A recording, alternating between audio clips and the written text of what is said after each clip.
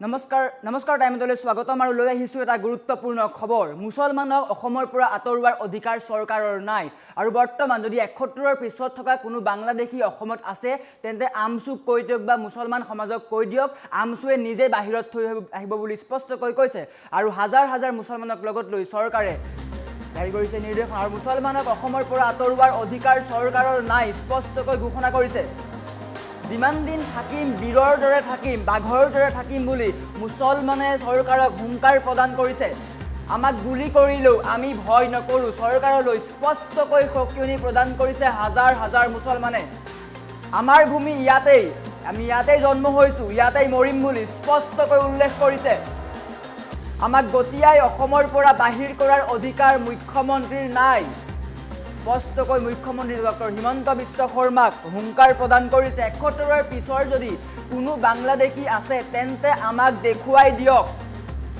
আমছুৱে নিজেই বাহিৰ কৰি দিব বুলি কৈছে আমছুৱে নিজেই অসমৰ পৰা তেওঁলোকক বাহিৰ কৰি দিব আমছুৱে কেতিয়াও বাংলাদেশীৰ পক্ষ লোৱা নাই আৰু ভৱিষ্যতেও নলয় পোনপটীয়াকৈ চৰকাৰক সকিয়নি প্ৰদান কৰিছে কিন্তু আমছুৱে মুছলমানৰ গাত যদি কোনোবাই হাত দিয়ে তেন্তে সহ্য নকৰে যদি আমাক ইমানেই বেয়া পায় তেন্তে আমাক নাইকিয়া কৰি দিয়ক গুলি কৰি দিয়ক বুলি উল্লেখ কৰিছে মানুহ হৈ কিন্তু অমানৱীয় কাম নকৰিব মুছলমানক ইমান অত্যাচাৰ নকৰিব বুলি কৈছে প্ৰতি টোপাল চকু পানীৰ মূল্য আমাক লাগিব মুছলমানে টুকা প্ৰতি টোপাল চকু পানীৰ মূল্য মুছলমান সমাজক লাগিব অসমৰ মানচিত্ৰৰ পৰা মুছলমানক নাইকিয়া কৰাৰ ষড়যন্ত্ৰ চলিছে এয়া কোনো পধ্যেই হ'বলৈ নিদিও মুছলমান যিমান দিন জীয়াই থাকিব বাঘৰ দৰে জীয়াই থাকিব মনে মনে বহি নাথাকে মুছলমানক কৰা অত্যাচাৰৰ বিচাৰ লাগিবই বুলি স্পষ্টকৈ কৈ দিছে আমছুৱে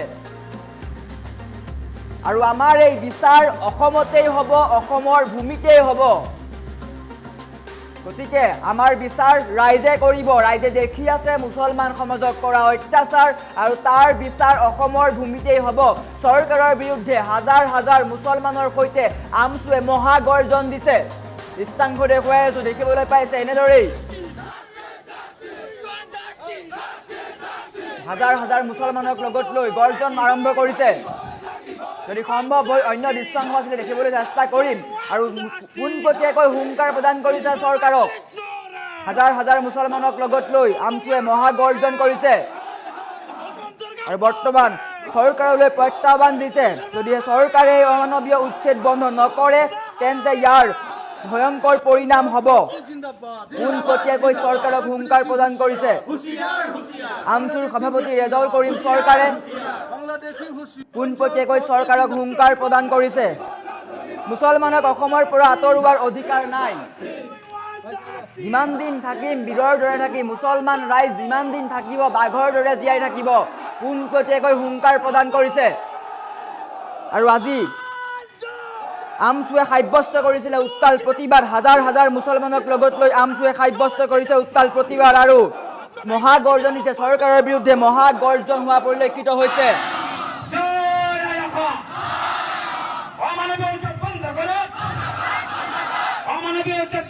আৰু এনেদৰেই অমানৱীয় উচ্ছেদৰ বিৰুদ্ধে ওলাই আহি হাজাৰ হাজাৰ মুছলমান জনতা চৰকাৰৰ বিৰুদ্ধে সাব্যস্ত কৰিলে উত্তাল প্ৰতিবাদ কোনো মুছলমান মনে মনে বহি নাথাকে বুলি চৰকাৰক স্পষ্টকৈ সকীয়াই দিছে ৭১ৰ পিছৰ যদি কোনো বাংলাদেশী অসমত আছে তেন্তে আমাক দেখুৱাই দিয়ক আমি নিজেই অসমৰ পৰা গতিয়াই বাহিৰ কৰি দিম বুলি চৰকাৰলৈ সকিয়নি প্ৰদান কৰিছে কিন্তু কেৱল মাত্ৰ মুছলমান হোৱাৰ কাৰণে যিয়ে অত্যাচাৰ কৰা হৈছে সেয়া কোনো পধ্যেই মানি লোৱা নহয় পোনপটীয়াকৈ চৰকাৰক হুংকাৰ প্ৰদান কৰিছে আৰু মুছলমানে টুকা প্ৰতি টোপাল চকু পানীৰ মূল্য কিন্তু দিব লাগিব চৰকাৰে আৰু মুছলমানক অসমৰ পৰা আঁতৰোৱাৰ অধিকাৰ চৰকাৰৰ নাই যিমান দিন মুছলমান অসমত থাকিব বা জীয়াই থাকিব বাঘৰ দৰে থাকিব মনে মনে নাথাকে কিন্তু স্পষ্টকৈ চৰকাৰক সকীয়াই দিছে আৰু এনেদৰেই হাজাৰ হাজাৰ মুছলমানক লগত লৈ সাব্যস্ত কৰিছে উত্তাল প্ৰতিবাদ চৰকাৰৰ বিৰুদ্ধে মহাগৰ্জন আমছুৰ হাজাৰ হাজাৰ মুছলমানক লগত লৈ স্পষ্টকৈ হতিয়াই দিছে মুখ্যমন্ত্ৰী ডক্টৰ হিমন্ত বিশ্ব শৰ্মা। আৰু পুনৰ 11 আগষ্ট জংগী আন্দোলন কৰিব আমছুৱে লাখ লাখ মুছলমানক লগত লৈ বিলাসীপুৰাৰ লগতে সমগ্ৰ অসম কঁপোৱাৰ হুংকাৰ দিছিলে। পোনপটীয়াকৈ ৰাজ্যৰ মুখ্যমন্ত্ৰী ডক্টৰ হিমন্ত বিশ্ব শৰ্মাক সকিয়নি প্ৰদান কৰিছে, যদি এই লোকসকলৰ পুনৰ সংস্থাপনৰ ব্যৱস্থা কৰা নহয় তেন্তে ইয়াতকৈও জংগী আন্দোলন সাব্যস্ত হ'ব। চৰকাৰৰ বিৰুদ্ধে গণভিক্ষুক আন্দোলন গঢ়ি তুলিছে আৰু এই বিচাৰ কৰিব লাগিব। মুছলমানক যি এই অত্যাচাৰ কৰা হৈছে তাৰ বিচাৰ অসমৰ ভূমিতেই হ'ব, অসমীয়া ৰাইজে কৰিব। 26ত ইয়াৰ বিচাৰ হ'ব বুলি স্পষ্টকৈ সকিয়াই দিছে আমছুৰ সভাপতি ৰেজাউল কৰিম চৰকাৰে। আৰু এনেদৰেই হাজাৰ হাজাৰ মুছলমানক লগত লৈ সাব্যস্ত কৰিছে উত্তাল প্ৰতিবাদ। ৰাজ্যত যি উচ্ছেদ চলি আছে তাৰ বিৰুদ্ধে সাব্যস্ত কৰিছে উত্তাল প্ৰতিবাদ। ৰাজ্যৰ বিভিন্ন প্ৰান্তত উচ্ছেদ চলি আছে। নামনি অসমৰ গোৱালপাৰা ধুবুৰীৰ সমান্তৰালকৈ আজি উজনিৰ উৰিয়ামঘাটত চলিলে সৰ্ববৃহৎ উচ্ছেদ। উৰিয়ামঘাটৰ প্ৰায় 11,000 বিঘা ভূমিত সৰ্ববৃহৎ উচ্ছেদ চলিছে। প্ৰায় 2000 আৰক্ষীক লগত লৈ ভাঙি পেলোৱা হ'ল বেদখলকাৰীৰ বাসগৃহ আৰু পোনপটীয়াকৈ হুংকাৰ প্ৰদান কৰিছে আমছুৱে। যদিহে মুছলমানসকলক এই অত্যাচাৰ বন্ধ নহয় তেন্তে ইয়াতকৈও জংগী আন্দোলন সাব্যস্ত কৰা হ'ব। তাৰ বিপৰীতে ৰাজ্যৰ মুখ্যমন্ত্ৰী ডক্টৰ হিমন্ত বিশ্ব শৰ্মাই কৈছিলে আমছুৱে যদি জংগী আন্দোলন কৰে তেন্তে আমিও জংগী আন্দোলন কৰিম, কিন্তু মুখ্যমন্ত্ৰীক আমছুৱে কেৰেপ নকৰে। প্ৰত্যাহ্বান দিছে মুখ্যমন্ত্ৰীক, পোনপটীয়াকৈ প্ৰত্যাহ্বান দিছে যদিহে চৰকাৰে এওঁলোকৰ পুনৰ সংস্থাপনৰ ব্যৱস্থা নকৰে তেন্তে ইয়াতকৈও জংগী আন্দোলন সাব্যস্ত কৰা হ'ব। 11 আগষ্টত বিলাসীপাৰাত 1 লাখ মুছলমানক লগত লৈ সাব্যস্ত কৰিব উত্তাল প্ৰতিবাদ। কঁপাই তুলিব সমগ্ৰ অসম, উজনি নামনি বৰাক সকলো কঁপাই তোলা হ'ব বুলি পোনপটীয়াকৈ চৰকাৰক হুংকাৰ প্ৰদান কৰিছিলে। আৰু আজি চৰকাৰৰ বিৰুদ্ধে সাব্যস্ত কৰিলে উত্তাল প্ৰতিবাদ। হাজাৰ হাজাৰ মুছলমানক লগত লৈ সাব্যস্ত কৰিলে উত্তাল প্ৰতিবাদ। পোনপটীয়াকৈ চৰকাৰে কৈছে যি এই উচ্ছেদ কৰি আছে কেৱল মাত্ৰ মুছলমান হোৱাৰ কাৰণে টাৰ্গেট কৰা হৈছে আৰু ইয়াৰ বিচাৰ লাগিব। মুছলমানৰ প্ৰতিটোপাল তেজৰ মূল্য, প্ৰতিটোপাল চকুপানীৰ মূল্য দিব লাগিব চৰকাৰে। কেৱল মাত্ৰ মুছলমান হোৱাৰ কাৰণে যি এই টাৰ্গেট কৰা হৈছে সেয়া কোনো মুছলমানে সহ্য নকৰে। আৰু আমছুৱে বাংলাদেশী কেতিয়াও সমৰ্থন নকৰে বুলি পোনপটীয়াকৈ কৈ দিছে। কিন্তু 71ৰ পিছত অহা যিসকল বাংলাদেশী আছে তেওঁলোকক উলিয়াই দিয়ক, আমি নিজেই অসমৰ বাহিৰ কৰি দিম বুলি স্পষ্টকৈ কৈছে চৰকাৰক। মুখ্যমন্ত্ৰী ডক্টৰ হিমন্ত বিশ্ব শৰ্মাক পোনপটীয়াকৈ হুংকাৰ প্ৰদান কৰিছে যদি এই উচ্ছেদ বন্ধ নহয় বা পুনৰ সংস্থাপনৰ ব্যৱস্থা নকৰে তেন্তে ভয়াৱহ আন্দোলনৰ সন্মুখীন হ'ব। জংগী আন্দোলন সাব্যস্ত কৰিব বুলি উল্লেখ কৰিছে। আমাৰ ওচৰত আমছুৰ সভাপতি ৰেজাউল কৰিম চৰকাৰৰ মন্তব্য আছে। পোনপ্ৰথমে মন্তব্য দেখুৱাই লোৱাৰ চেষ্টা কৰিছোঁ। অসমৰ বিভিন্ন প্ৰান্তত কিছুমান বিজেপিৰ দালাল নমাই দিছে যে আমছুৱে উচ্ছেদৰ বিৰোধিতা কৰে, আমছুৱে বাংলাদেশীৰ পক্ষ লয়। মই এই দৰং জিলাত কৈ গৈছো আমছুৱে কেতিয়াও বাংলাদেশীৰ পক্ষ লোৱা নাই আৰু আহিবলগীয়া দিনবিলাকতো বাংলাদেশীৰ পক্ষ নলয়। 1971 চনৰ 25 মাৰ্চৰ পিছত কোনো মুছলমান বাংলাদেশী যদি আছে হিমন্ত বিশ্ব শৰ্মা দেখুৱাই দিয়ক, বুকুত ধৰি বাংলাদেশ বৰ্ডাৰ পাৰ কৰি দায়িত্ব আমছুৱে ল'ব। কিন্তু 71ৰ আগৰ মানুহক গাত হাত দিব এইটো সহ্য কৰা নহ'ব। 71ৰ আগৰ মানুহক গাত হাত দিব এইটো সহ্য কৰা নহ'ব। আজি মুখ্যমন্ত্ৰী ডাঙৰীয়াৰ বুকুত সাহস নাই। আজি মুখ্যমন্ত্ৰী ডাঙৰীয়াৰ বুকুত সাহস নাই 71ৰ পিছৰ বাংলাদেশী অসমৰ পৰা খেদিবৰ কাৰণে। মই হিমন্ত বিশ্ব শৰ্মাক চেলেঞ্জ কৰিছো, যদি আপুনি অসমক ভাল পায়, অসমৰ জাতি গঠন প্ৰক্ৰিয়াক ভাল পায়, এখন বিদেশী মুক্ত অসম কৰিব বিচাৰে, 71ৰ পিছত অহা হিন্দু মুছলমান অসমৰ পৰা খেদি পঠিয়াই দি মুখ্যমন্ত্ৰীৰ সাহস দেখুৱাই দিয়ক। এই দানৱীয় হিটলাৰী আৰু ধৰ্মীয় সংখ্যালঘু বিশেষকৈ মুছলমানসকলক হত্যা, মুছলমানসকলক ঘৃণা, মুছলমানসকলক অন্যায়ভাৱে উচ্ছেদ কৰা চৰকাৰে বন্ধ কৰক। মই হিমন্ত বিশ্ব শৰ্মা ডাঙৰীয়াক পুনৰবাৰ কৈছো, আপোনাৰ যদি মুছলমানৰ প্ৰতি ইমান ঘৃণা, মুছলমানক মাৰিলেই যদি আপুনি ৰাজনৈতিকভাৱে সুৰক্ষিত হয়, বুকু পাতি দিছো। যদি আপোনাৰ ইমানেই ক্ষমতা লাগে, ইমানেই মাটি আপোনাক লাগে, যদি মুছলমানৰ প্ৰতি ইমানেই ঘৃণা, মুছলমানক মাৰিলেই যদি আপুনি স্বৰ্গ পায়, মুছলমানক মাৰিলেই যদি আপুনি দিল্লীত যায় প্ৰধানমন্ত্ৰী হ'ব পাৰে, কুকুৰ মেকুৰীৰ দৰে জীয়াই থকাতকে লাগিলে এদিন জীয়াই থাকিম, বাঘৰ দৰে জীয়াই থাকিম, আমাৰ অধিকাৰ লৈ জীয়াই থাকিম, আমাৰ নাগৰিকত্ব লৈ জীয়াই থাকিম, আমি সন্মানেৰে জীয়াই থাকিম, এইটো আমি বিচাৰিছো, এইটো আমি বিচাৰিছো। গতিকে মুখ্যমন্ত্ৰী ডাঙৰীয়াক পুনৰবাৰ বিনম্ৰতাৰে আহ্বান জনাইছো, মানুহ হৈ অমানুহৰ কাম আপোনাৰ চৰকাৰে নকৰিব। এটপাল চকুৰ পানীৰ হিচাপ কিন্তু আপোনালোকৰ গাত লাগিব, আৰু সেই পানীয়ে আপোনালোকৰ গা কিন্তু দগ্ধ হৈ যাব। এই কথাখিনি মুখ্যমন্ত্ৰীয়ে জনা উচিত। মই পুনৰবাৰ মুখ্যমন্ত্ৰীক কৈছো, এই অমানৱীয় উচ্ছেদ বন্ধ কৰক, উচ্ছেদ কৰা মানুহখিনিক সংস্থাপন দিয়ক, ক্ষতিপূৰণ দিয়ক, আৰু মানুহখিনিক মানুহ হিচাপে জীয়াই থকাৰ ব্যৱস্থা গ্ৰহণ কৰক। আপুনি ৰাজহুৱা কৰক, উৰিয়াম ঘাটৰ ৰেংমা বনাঞ্চলত কোন মানুহ কিমান কোন জাতি জনগোষ্ঠী আছে তাক আগত ৰাজহুৱা কৰক, যদি ফৰেষ্ট হয়, ফৰেষ্টত যদি মুছলমান থাকিব নোৱাৰে, ফৰেষ্টত বেলেগও থাকিব নোৱাৰিব। যদি ফৰেষ্টে খালী কৰিবলগীয়া আছে, সাহস নাই মুখ্যমন্ত্ৰী ডাঙৰীয়া।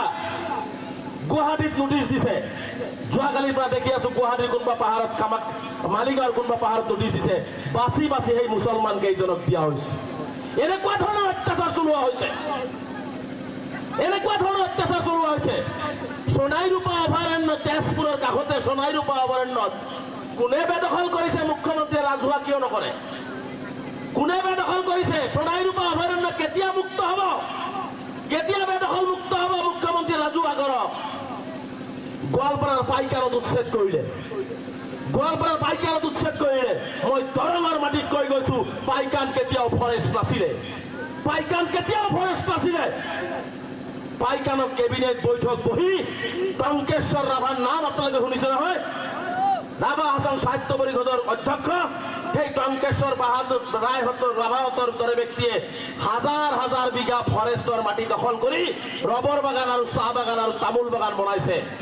সেইবোৰ বচাবৰ কাৰণে মুছলমানক টাৰ্গেট কৰি ৰেভিনিউ ভিলেজক ফৰেষ্ট বনাই মুখ্যমন্ত্ৰীয়ে মুছলমানক উচ্ছেদ কৰিছে। ইয়াৰো বিচাৰ হ'ব লাগিব। স্পষ্টকে দৰঙত কৈ গৈছো, যিসকল অফিচাৰে গোলামী কৰি, মুখ্যমন্ত্ৰী গোলামী কৰি সাধাৰণ নিৰহী মানুহক, ভাৰতীয় অসমীয়া এই সংখ্যালঘুসকলক অত্যাচাৰ কৰিলে, আমি ইয়াৰ যোগ্য প্ৰত্যুত্তৰ দিম।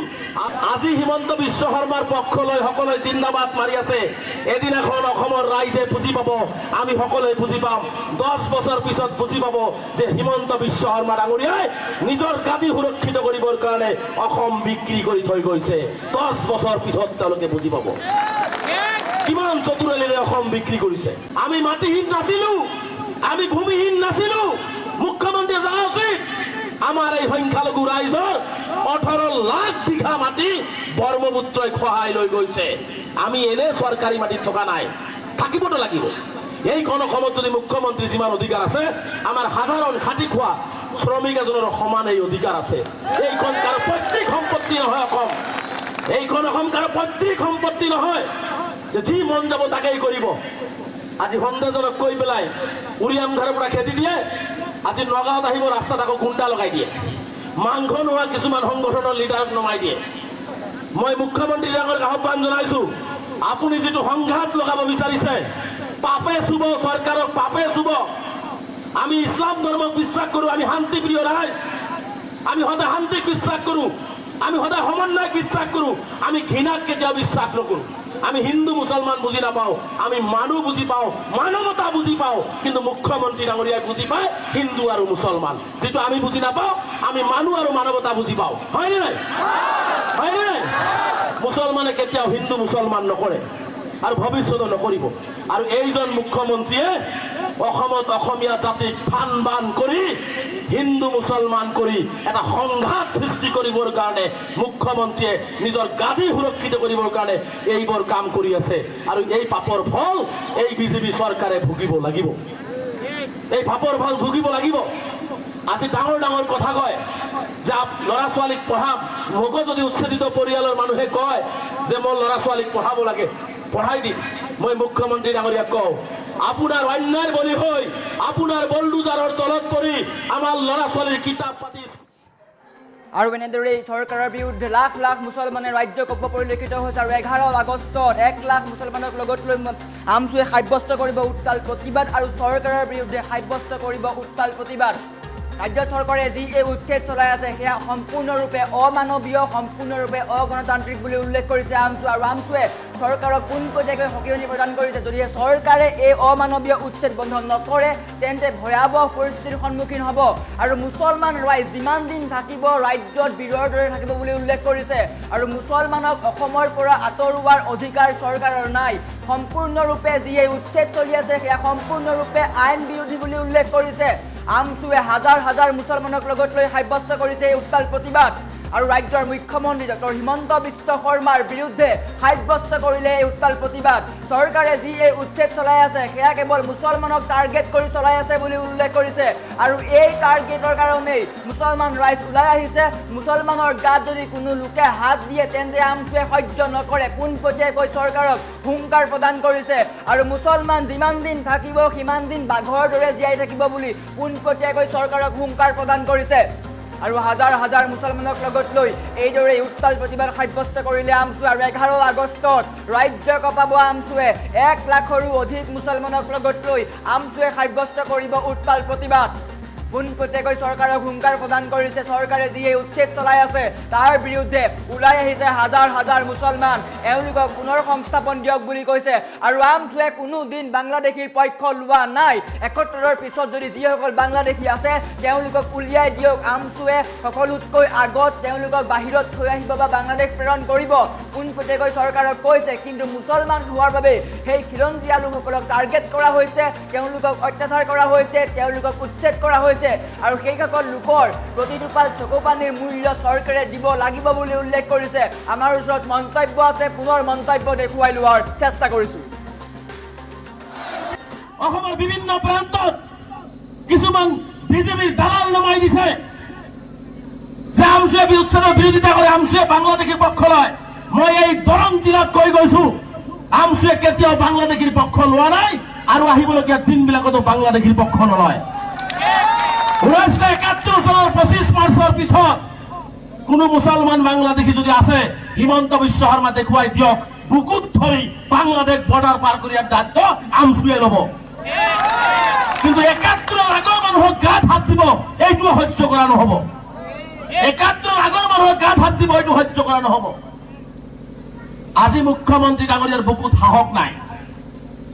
আজি মুখ্যমন্ত্ৰী ডাঙৰীয়াৰ বুকুত সাহস নাই। 71ৰ পিছৰ বাংলাদেশী অসমৰ পৰা